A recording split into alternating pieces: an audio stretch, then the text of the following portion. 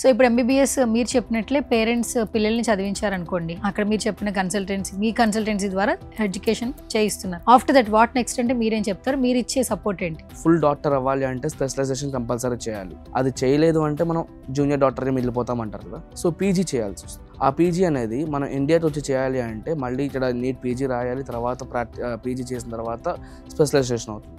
But ఇక్కడ education vibes వారు ఏం చేస్తున్నారంటే గెస్ట్ లెక్చరర్స్ అనేది ఉజ్బెకిస్తాన్ పంపిస్తాము మా తరపు నుంచి. వాళ్ళు వెళ్ళిన తర్వాత మీకు యూఎస్ఎంఎల్ఈ ట్రైనింగ్ ఇస్తారు, ల్యాబ్ ట్రైనింగ్ ఇస్తారు, లేదు అంటే నెక్స్ట్ ఎగ్జామ్కి ట్రైనింగ్ ఇస్తారు. ఈ మూడిట్లలో మీరు ఏదో ఒకటి చూస్ చేసుకోవచ్చు. ఒకవేళ యూఎస్ఎంఎల్ఈ ట్రైనింగ్ మీరు తీసుకొని ఆ ఎగ్జామ్ క్రాక్ చేసినట్టయితే మీరు హ్యాపీగా యూఎస్ వెళ్ళి పీజీ చేసుకోవచ్చు 3 years.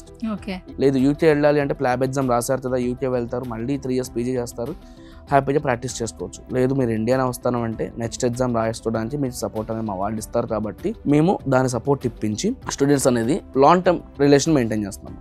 ఎందుకంటే సార్ మీ సక్సెస్ రేట్ ఏంటి అని అడుగుతారు. ఎంబీబీఎస్ చేయించా మేడం అయిపోయింది అంటే అవ్వదు కదా. ఎంబీబీఎస్ తర్వాత వాళ్ళు ఫుల్ ఫ్లెడ్జ్ డాక్టర్ అవుతేనే కదా మా సక్సెస్ రేట్ చూపించడానికి.